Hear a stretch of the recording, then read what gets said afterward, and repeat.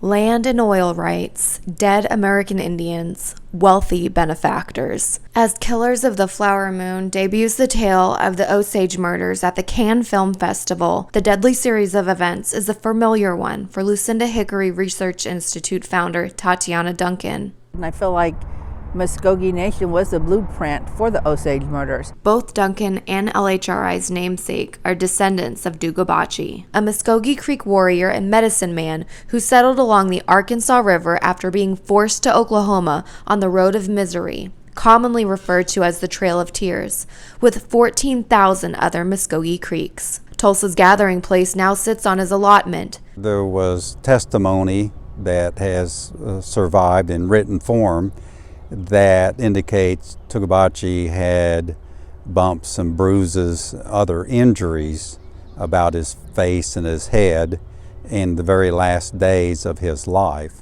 Native author and LHRI co-founder J.D. Colbert says Dugabahchee's will had been penned just 3 days earlier. The city of Tulsa predates statehood, officially incorporated as a city into Oklahoma Territory in 1898, 60 years following the forced relocation of American Indian tribes to Indian country. The city is just under 200 square miles, over 125,000 acres, allotted to more than 700 people, mostly Muskogee Creek. A woman named Ethel Davis contested the validity of Dugabahchee's will soon after his death, saying all the land should go to his heirs. Through additional research, Duncan found more instances of Dugabahchee's death that didn't add up.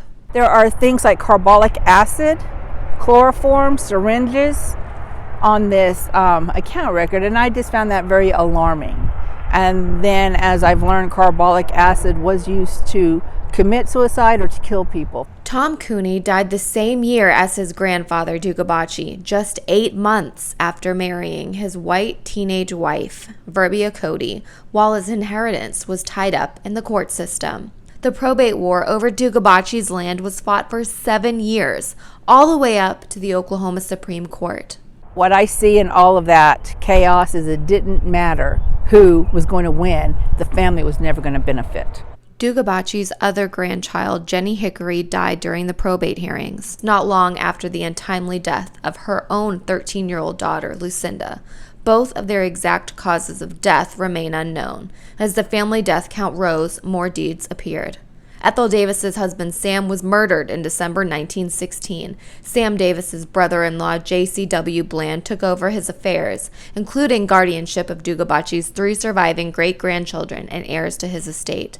3 months later, the Oklahoma Supreme Court ruled Dugabahchee's will was valid, and the wealth was in Bland's hands. And he very rapidly effects a guardian sale in April 1917 to 2 of Bland's country club buddies, A.E.Z. Aronson and M.R. Travis. Colbert says as far as he knows, the great-grandkids never saw a dime of the money. But the injustice didn't end there. Colbert tells us in 1921, Aronson and Travis were walking the property at 28th and Cincinnati when they came across Dugabahchee's family cemetery. Reports state 17 bodies were found. Colbert believes there were more. And the new property owners wanted to build houses, so they dug up the graves and moved them to Oak Lawn Cemetery. Cemetery records show 12 people reburied. So the question is, like, of the 17 that they found or reported to have found, where did the others go? The worst is yet to come. Duncan says 3 years ago she requested a ground-penetrating radar survey be conducted on the land to determine if any bodies had been buried there at all. The results indicated the bodies had been unceremoniously dumped into a mass grave.